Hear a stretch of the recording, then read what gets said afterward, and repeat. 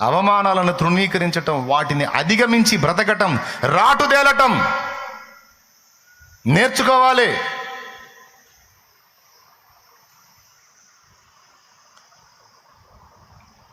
దేవుడు మన జీవితంలో మనకు నేర్పేటువంటి పోరాట పటిమలో, యుద్ధ నైపుణ్యంలో ముందు మనల్ని రాటుదేలుస్తాడు. దేవుడే అనుమతిస్తాడు కొన్నిటిని. అవన్నీ మనకు తగిలేటట్టు చేసి ముందు మనల్ని గట్టిపరుస్తాడు. కొంతమంది ఎంత సున్నితంగా ఉంటారంటే ఇంత మాట పడలేరు. ఒక్క మాట ఎదురైందంటే ఇక ఎందుకు నేను బతకాలి, ఇంకెందుకు నేను బహువారిని. దరిద్రం, ఎంత దరిద్రం ఇది. కాబట్టి నువ్వు ఎంత సున్నితంగా ఉంటే అంత కోటింగ్ ఉంటుంది నీకు. ఎందుకంటే యుద్ధంలో పోరాడేవాడు సున్నితంగా, మెత్తగా, నాజూగ్గా ఉండేదానికి లేదు. సంపుడు సచ్చుడు అన్నట్టు రాటు తేలిన వాడే గెలుపు పొందగలుగుతాడు. రాటు తేలాలి, రాటు తేలాలి, రాటు తేలాలి. నాకు అనిపించింది, అంత పెద్ద మాటలు అంటే వాళ్ళన్నా అంత ఈజీగా దులిపేశాడు ఏందా దావీదు అనిపించింది. అది ఎలా దావీదుకు సాధ్యమైందంటే, దావీదుకు అవి పట్టడం కొత్త కాదు. అది అర్థమైందా? దావీదు క్షణంలో వాటిని దులిపేసుకొని వెంటనే మళ్ళీ రికవర్ అవడానికి కారణం ఏంటంటే, దావీదుకి ఇట్లాంటి మాటలు పట్టడం కొత్త కాదు. అందుకే క్షణపాట్లు అనుకున్నాడు, పక్కకి వెళ్ళిపోయాడు, మళ్ళీ లైన్లోకి వచ్చాడు. ఎందుకంటే వాళ్ళ పెద్దన్న ఫస్ట్ నుంచి తిట్టేవాడే. ఈ తిట్లు తిని తిని తిని తిని తిని రాటు తేలిపోయాడు. మనల్ని కూడా దేవుడు అంతే రాటు తేలుస్తాడు. నువ్వు ఎంత సున్నితంగా ఉంటే అంత ఒత్తిళ్ళు నీకు ఎదురయ్యేటట్టుగా దేవుడు అనుమతిస్తాడు. పక్క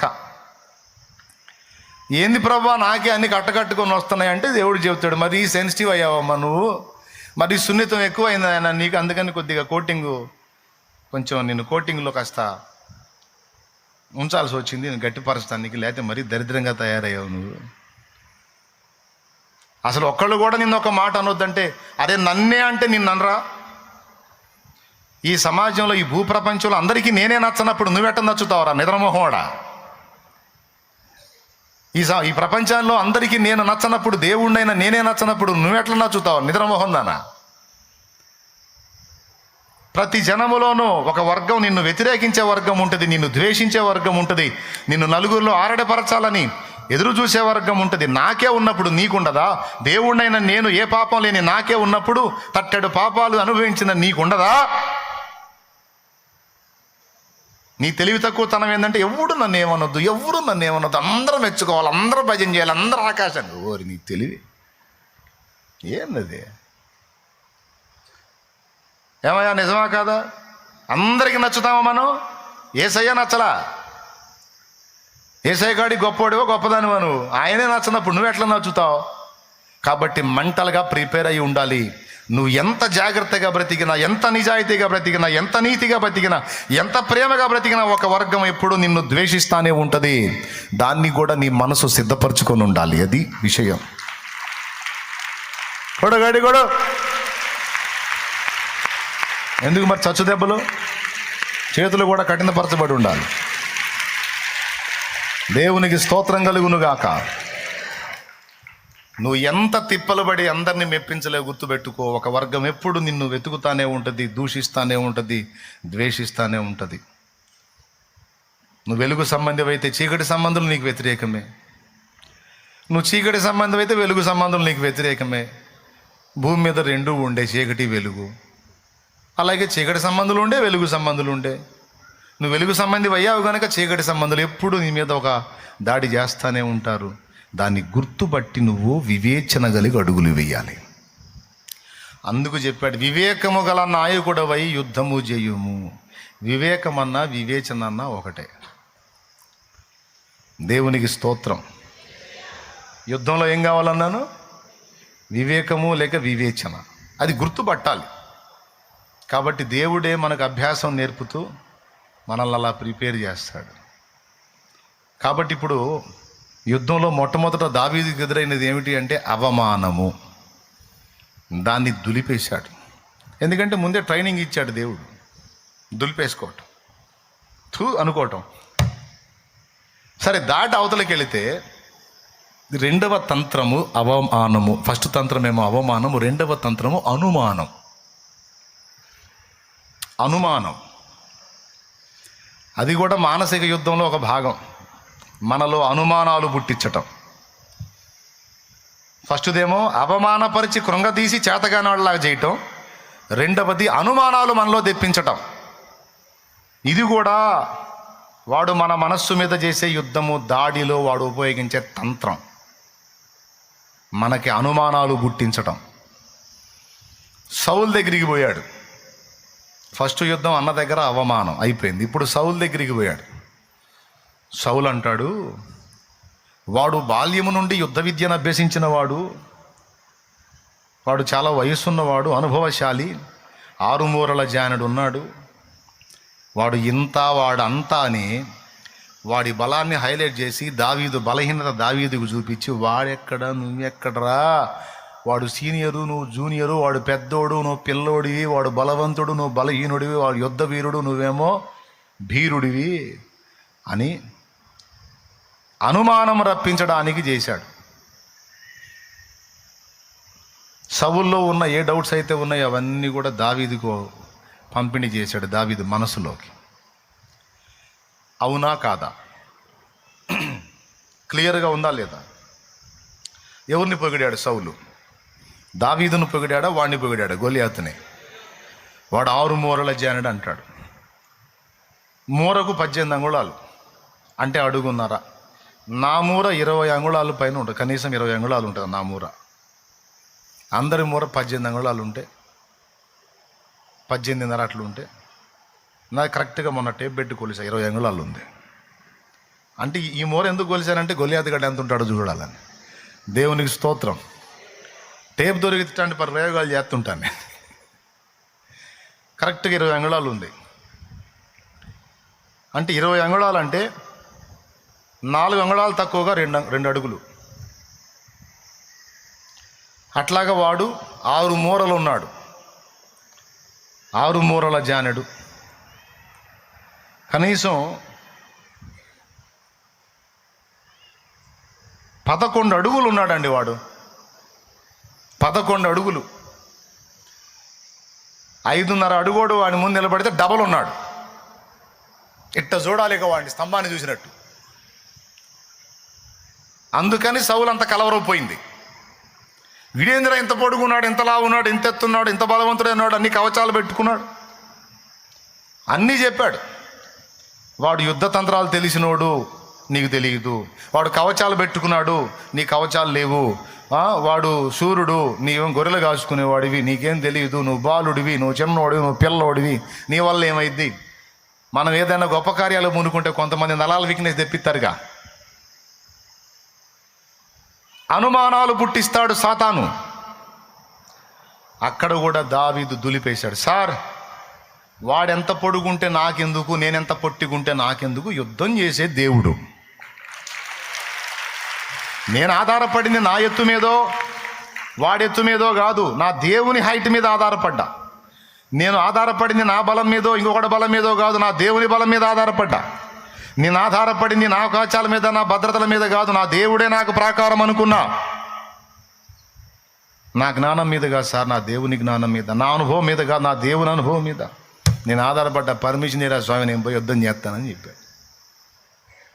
అప్పటికి ఇతనికి మనశ్శాంతి లేక, నా కవచాలు దొడుక్కొని ఆయన అన్నాడు. ఆయనేమో 7 అడుగులు ఉంటాడు, ఈయనేమో 6 కూడా ఉండి లేనట్టు ఉంటాడు. 7 అడుగులోటి కవచాలు 6 అడుగులోటికి ఏం సరిపోతాయి? లూజ్ కావు. అవి 2 తగిలిచ్చేసరికి, సార్ ఈ మోసుకొని ఆడికి పోయేసరికి కూలబడితే వద్దు, తీయండి సార్, నాకు సెట్ కాలేదని తీపిచ్చా. దేవునికి స్తోత్రం. ఏం అవసరం లేదు సార్, నేను పోతా, నీకెందుకు వాడిని వైనం చేస్తాను, నా దేవుడు ఉన్నాడు నాకు తోడుగా, వదిలేసే నన్ను.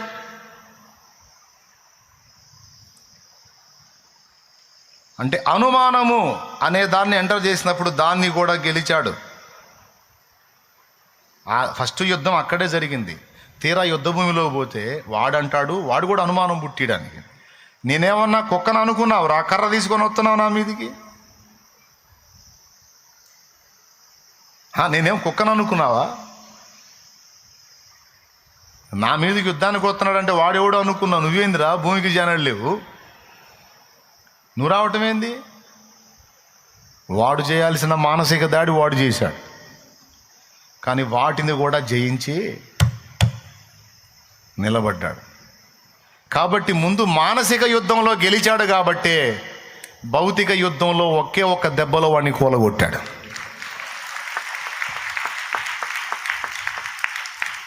నున్నన్ని రాళ్ళు 5 రాళ్ళు ఏరుకున్నాడు. ఎందుకంటే ఆ టోటల్ ఫిలిస్తీయుల టీం మొత్తంలో కూడా 5 ఉన్నారు వీళ్ళంటి పొడుగోళ్ళు. ఈయన్నేస్తే మిగిలిన 4 వచ్చారనుకో, ఒక్కొక్కడికి ఒక రాయి, ఒక రాయితో వీడు అయిపోతాడు. ఇక 4 ఉంటారు కదా, వాళ్ళు ఎవడొస్తే వాడికి ఒక రాయి. 5 తలకాయలు చూశాడు, 5 ఎత్తరులు ఉన్నారు వాళ్ళ సైన్యం మొత్తంలో. కాబట్టి 5కి 5 రాళ్ళు ఏరుకొని సంచిలో పోసుకొని ఇక దిగాడు రంగంలోకి. ఒక్క రాయే ఎక్కువ, ఈ 2-3 రాళ్ళు అవసరంలా, ఒక్కోడికి ఒక్కో రాయి. దా ఇరాండి, దేవునికి స్తోత్రం కలుగును గాక. చెప్పు గట్టి చెప్పు. ప్రియమైన బిడ్డ, మానసిక యుద్ధములో ఎప్పుడైతే నువ్వు గెలవగలుగుతావో, అప్పుడు భౌతికమైన పోరాటములో ఖచ్చితంగా గెలుస్తావు, విజయం పొందుతావు. ఆత్మీయ యుద్ధంలో నువ్వు ఎప్పుడైతే గెలవగలుగుతావో భౌతిక యుద్ధంలో ఈజీగా గెలవగలుగుతావు. అందుకే ముందు నీ మనస్సు మీద జరుగుతున్న దాడులను గుర్తుపట్టి వాటిని తిప్పికొట్టు, నీకు ఎదురులేదు. ఇక ఏమైనా అర్థమైందని చెప్పింది? అర్థం కాకపోయినా చేయగలిగింది ఏం లేదు. ఓకే, ఎదురవుతాయి, వాటితో నువ్వు పోరాడి గెలవాలి. ఫస్ట్ది ఏం చెప్పాను? అవమానం. 2వది అనుమానం. ఇక 3వది, ఇది చాలా కీలకమైంది, చాలామంది దీంతో సఫర్ అవుతూ ఉంటారు. ఇది కూడా చెప్పనియండి నన్ను. 3వది అపరాధ భావం. ఇది కూడా ఆ మీదనే వచ్చింది. అవమానం, అనుమానం, అపరాధ భావం. ఈ అపరాధ భావం అనేది మనందరికీ ఉంటుంది. బాగా వినాలి, వినండి. 3వది అపరాధ భావం. 2వది ఏంది? అనుమానం. వాడు యేసయ్య దగ్గరికే వచ్చి యేసయ్యకి అనుమానం పుట్టిడని ట్రై చేసినోడు వాడు. నీవు దేవుని కుమారుడు అయితే ఈడైతే గీతే నీడు చెప్పేది ఏంది? అవునో కాదు ఆయనకి వాళ్ళ ఆయనకి తెలుసు. ఈడెవడు? కోన్కిస్కా, మిగిలింది మీరు పూర్తి చేసుకోండి. యేసయ్య దగ్గరకు వచ్చి నీవు దేవుని కుమారుడు అయితే ఈ రాళ్ళు రొట్టెలగునట్లు ఆజ్ఞాపించుము. 2వది నువ్వు శక్తి గలవాడి అయితే, నిజంగా దేవుడు నీకు శక్తి ఇచ్చి ఉంటే పైనుంచి దూకు. నీ దగ్గరికి కూడా వచ్చి నిజంగా మీ దేవుడు గొప్పోడు అయితే ఆడికి తగ్గించు. నిజంగా మీ దేవుడు గొప్పోడు అయితే ఆడికి ఉద్యోగం తెప్పించమను. నిజంగా మీ దేవుడు గొప్పోడు అయితే ఆడికి అప్పులు తీర్చమను. నిజంగా మీ దేవుడు గొప్పోడు అయితే, ఈ అయితే అన్న స్వరం ఎవడిది ఎక్కడ ఏ నోటితో వినపడ్డా అందులో లూసిఫర్ ఉన్నాడని గుర్తుపట్టు నువ్వు. ఎందుకండి అయితే అనే స్వరం వాడిదే. సైతాన్ అనుకో, అయితే ఏందిరా, నా దేవుడి చిత్తం తప్పకుండా అయితే దేవుడు కార్యం చేస్తాడు, అంతే. దేవునికి స్తోత్రం. యేసయ్య దగ్గరికి వచ్చేవాడు చూడు, కుమారుడు అయితే అనుమానం పుట్టియటం అంటే శరీరంలో ఉన్నాళ్లే, ఈ శరీర భ్రమలో ఉంటాళ్లే, ఈజీగా మోసపోతాళ్లే, సందేహం పుట్టిద్దాంలే, అనుమానం పుట్టిద్దాంలే అని ట్రై చేశాడు. యేసయ్యనే వదలలేదంటే వాడు, నీకు నాకు అనుమానాలు పుట్టిడా? గుర్తుపెట్టుకోండి, అనుమానమన్నా సందేహమన్నా ఒకటే. అనుమానమన్నా సందేహమన్నా ఒకటే. ఈ సందేహం అనేది ఎదురైనందున చాలా వాటిని పొందలేం మనం. అనుమానించుట ద్వారా చాలా వాటిని పొందలేం మనం. దేవుని యొద్ద నుండి ఏది పొందాలన్నా సందేహం ఉండకూడదు. ఇదిగో ఎవడైనాను ఈ కొండను చూచి నీవు లేచి సముద్రంలో పడమని తన మనస్సులో సందేహింపక ఒకడు పలికిన ఎడల అది అలాగూ జరుగునని మీతో నిశ్చయముగా చెప్పుచున్నానన్నాడు. అంటే మనం పలికినవి, మనం తలంచినవి, మనం ఇచ్చయించినవి మనకు దక్కకుండా చేసేది అనుమానమే. మనల్ని శక్తిహీనులను చేసేది, దేవుని శక్తి మన మీదకి రాకుండా చేసేది అనుమానమే. ఆ అనుమానం అనే దాన్ని గొడ్డలు తీసుకొని నరికాడబెట్టాడు దావీదు. సౌలేమో బలవంతుడే కానీ ఆ అనుమానం దెబ్బకి ఆడ కూసున్నాడు. అదే సౌలు యుద్ధరంగంలో పోతే దేవుడు తన బలం ఇయ్యడా? దావీదు నుండి వచ్చిన గెలుపు సౌలు నుండి ఇప్పించడా? కానీ సౌలుకు అనుమానం.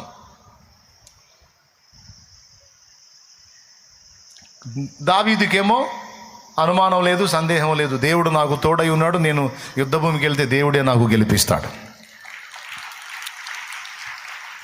సందేహించినోడు బతుకు సందేహించినట్టే తగలబడింది. విశ్వసించి పొందుకున్నవాడు వీరుడయ్యాడు.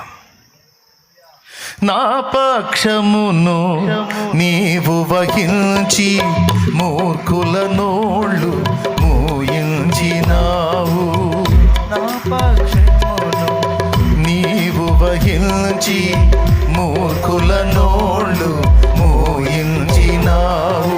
వీరుడవై నీవు నాకుండగా, వీరుడవై నీవు నాకుండగా. ఎందుకు మారుస్తావు? ఒక స్త్రీని అట్లా ఉంచో. నాకింక దిగులేలను, నేనేలా భయపడుదును. నాకింక దిగులేలను, సైన్యములకు అధిపతి నీకే గణా స్తుతి. నా సైన్యములకు అధిపతి నీకే గణా స్తుతి. సందేహించేవాడు పొందుతాడా? విశ్వసించినవాడు పొందుతాడా? విశ్వాసానికి వ్యతిరేకం అనుమానం, సందేహమేగా. ఎంత డేంజరో చూడండి.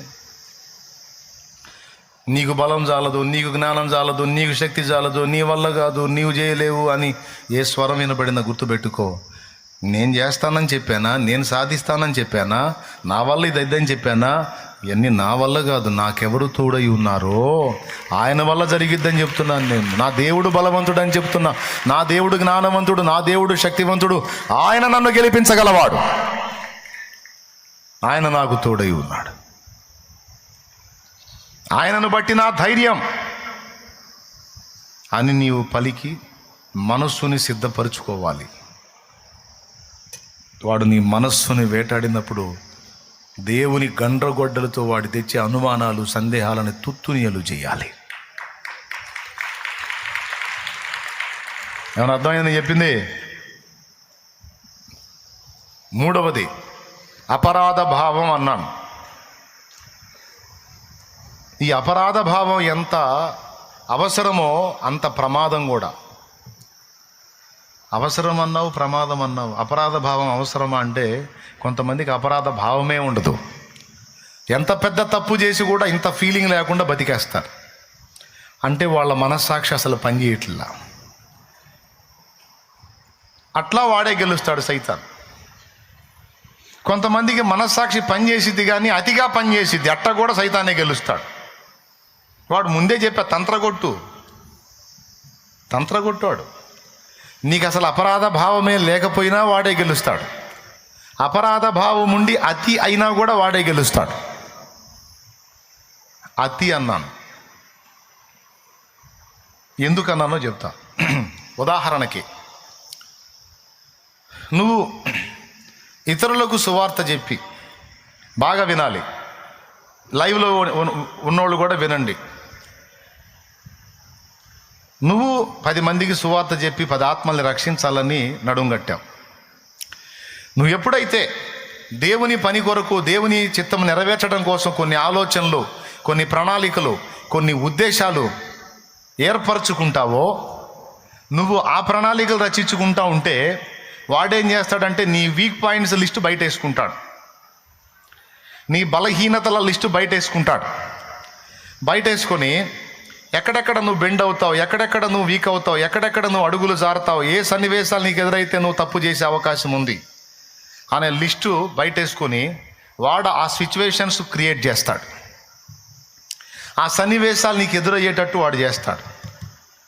ఏది నువ్వు బలహీనపడే సన్నివేశాలు, అది మాట ద్వారానో, తలంపు ద్వారానో, క్రియ ద్వారానో, నడకలోనో, పడకలోనో, నీ సమస్త ప్రవర్తనలో ఎలాంటి సన్నివేశాల్లో, ఎలాంటి ఘట్టాల్లో నువ్వు వీక్ అవుతావో వాడికి తెలుసు. ఇప్పుడు నీ పర్సనల్స్, నీ వీక్ పాయింట్స్ నాకు చెబుతావా? నువ్వు నా వీక్ పాయింట్స్ నీకు చెబుతానా? కానీ ఆదాము నుండి వచ్చినటువంటి మనందరికీ కూడా ఎక్కడో చోట ఏదో ఒక విషయంలో వీక్ పాయింట్ ఉంటుంది. నీతిమంతుడు లేడు, అందరూ చెప్పండి, ఒక్కళ్ళు కూడా వదిలిపెట్టకుండా చెప్పండి. నీతిమంతుడు లేడు, రైట్. ఏ భేదమును లేదు, అందరూ పాపము చేసి అందరా కొందరా, రైట్. కాబట్టి నా యందు అనగా నా శరీరమందు మంచిది ఏది? అన్ని రోమాలోయే, అన్ని రోమాలోయే. 3 నుంచి 7 అధ్యాయాలలోపు విషయాలు. నీతిమంతుడు లేడు, ఒక్కడు లేడు, ఏ భేదము లేదు, అందరూ పాపం చేసి దేవుడు అనుగ్రహించే మహిమను పొందలేకపోయారు. నా యందు అనగా నా శరీరమందు మంచిది ఏది? నివసింపు. ఇప్పుడు ఎంతమంది శరీరమును కలిగి ఉన్నారు, ఎంతమంది ఆత్మలుగా ఉన్నారు? ఆత్మలుగా ఉంటే ఇక్కడ ఎవరికి కనపడతారు? అందరూ శరీరాలే ధరించుకొని ఉన్నారు. శరీరులు అందరూ చేతులు ఎత్తండి, ఆత్మలు ఎత్తకండి, శరీరులు చేతులు ఎత్తండి, రైట్. అందరూ శరీరాలే ధరించుకొని ఉన్నారు. ఆ శరీరాలు ఎందుకో చేతులు ఎత్తలేదు, వారు ఆత్మరూపులు అయ్యారా? మరి ఎందుకని చేతులు ఎత్తరు? రైట్. శరీరులు, అందరూ శరీరులు, రైట్. నా యందు అనగా నా శరీరం మందు మంచిది ఏది నివసింపదని పౌలంతటి వాడు అన్నప్పుడు, మరి మీ శరీరం మందు మంచిది ఏదైనా నివసించునా? మీ యందును మీ శరీరం మందును మంచిది ఏది? నా యందును నా శరీరం మందును మంచిది ఏది? రైట్. గలతీ పత్రిక 5:17, 19 శరీర కార్యములన్నీ స్పష్టములై ఉండవని, జారత్వము, అపవిత్రత, కాముకత్వము, విగ్రహారాధన, అభిచారము, ద్వేషములు, విమతములు, అసూయలు, మత్తతులు, కక్షలు, విమతములు, క్రోధములు, అల్లరితో కూడిన ఆటపాటలని పెద్ద కుప్ప అయితే చెప్తాడు అక్కడ. ఇవన్నీ శరీరం ఉత్పత్తి చేసాయి, శరీరం నుండి ఉత్పత్తి అయ్యాయి.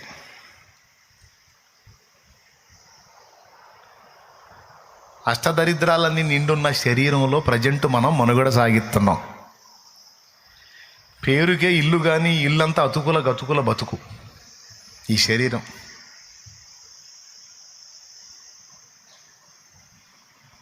బ్రతుకు బాటలో వెతుకులాటలో, అతుకుల గతుకుల చితికిన బ్రతుకులో, సాతాను సంకెళ్ళలో,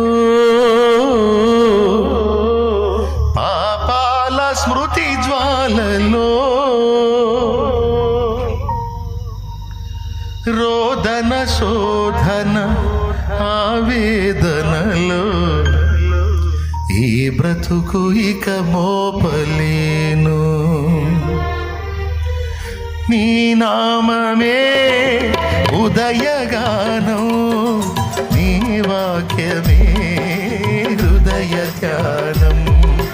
నీ నామమే ఉదయగానం, నీ వాక్యమే హృదయ ధ్యానం. ఓ యేసు క్రీస్తు, నీ స్మరణలోని నా బ్రతుకు కడతేరని, పరలోకమును చేరని. నీ నామమే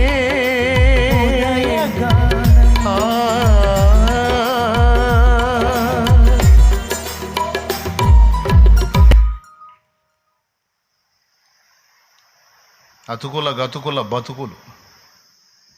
ఈ శరీరం బతుకది. భక్తులందరూ వీటిని గుర్తించి పాటల్లో రాసుకున్నారు. మేలైనది చేయవలెనని కోరిక నాకు కలుగుచున్నది, కానీ అలాగూ చేయుట కలగట్లేదయ్యా. ఎంత జాగ్రత్తగా ఉన్నా ఎక్కడో చోట తేడా పడుతున్నాను, ఎంత భద్రంగా ఉన్నా ఎక్కడో చోట వీక్ అవుతున్నాను దేవా. అయ్యో దేవా, నేను బలహీనుడును, బలహీనురాలనని చాలా ఏడ్చేవాళ్ళు ఉన్నారు, దుఃఖపడేవాళ్ళు ఉన్నారు. మొదటి మాటను బట్టి కొంతమంది చావగోరుతారు, రెండవ మాటను బట్టి కూడా కొంతమంది చావగోరుతారు. అనుమానం ద్వారా కూడా కొంతమంది చేస్తారండి. అనుమానం ద్వారా కూడా కొంతమంది, సందేహం ద్వారా చచ్చిపోయేవాళ్ళు ఉన్నారు. నాకు ఈ జబ్బు వచ్చింది, తగ్గిద్దో లేదో, తగ్గనట్టే ఉంది, ఇది తగ్గనట్టే ఉంది, నేను బాగుపడినట్టే ఉంది, నేను మొత్తానికి ఏదో పోయేటట్టే ఉంది, నాకేదో సావు మూడినట్టే ఉంది, నాకేందో అయ్యేటట్టే ఉంది, గుట్టుకుని చేస్తారు. అయా వినండి, పెద్దోళ్ళు, చిన్నోళ్ళు, ముసలోళ్ళు, కుర్రోళ్ళు అందరూ వినండి. నీ వల్ల కాదు, వైద్యుడి వల్ల కాదు, కానీ యేసయ్య వల్ల అవుతుంది. నీ వల్ల కాదు, వైద్యుడి వల్ల కాదు, యేసయ్య వల్ల అవుతుంది. ఆయన అవసరమైతే నీ కాలానికి ముందే నిన్ను గాజేయగలడు, అవసరమైతే ఇంకొక 40 ఏళ్ళు నీ లైఫ్లో పొడిగించనుగలడు, 15 ఏళ్ళు పొడిగించనుగలడు. హిజ్కియా నా పని అయిపోయింది అనుకున్నాడు. దేవుణ్ణి అడిగాడు, ఏమయ్యా ఎందుకు ఏడుస్తున్నావు అన్నాడు. ఇంకా బతకాలని ఉంది అన్నాడు. బతకాలా? సరిపో, ఇంకో 2 ఏళ్ళు బతుకుపో అనలా, ఏకంగా 15 ఏళ్ళు బతుకుపో అన్నాడు. సరే నువ్వు పొడిచేది ఏదో పొడు, 15 ఏళ్ళు ఇస్తున్నా పో అన్నాడు. ఏందండి 15 ఏళ్ళు అంటే మామూలు విషయమా? అయిపోయింది అన్నోడికి 15 ఏళ్ళు పొడిగిచ్చాడు సోదరా.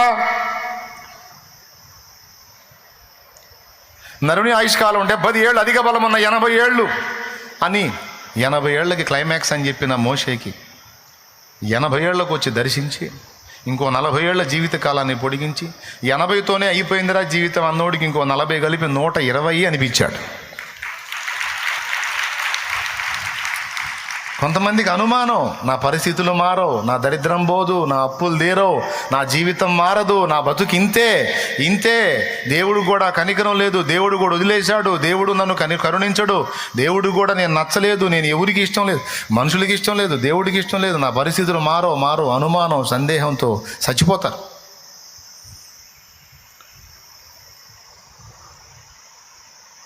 మారో అంటే అదే నమ్మారు. ఎందుకు నమ్మాలి? నీ ప్రాణం ఉన్నంత వరకు నీకు నిరీక్షణ ఉంది, నువ్వు బతికున్నంత వరకు నీకు నిరీక్షణ ఉంది, నీ భూమి మీద దేవుడు ఊహించినంత వరకు నీకు నిరీక్షణ ఉంది. ఏ ఘడియలోనైనా నీ పరిస్థితులు మారవచ్చు, దేవుడు ఖచ్చితంగా మార్చవచ్చు.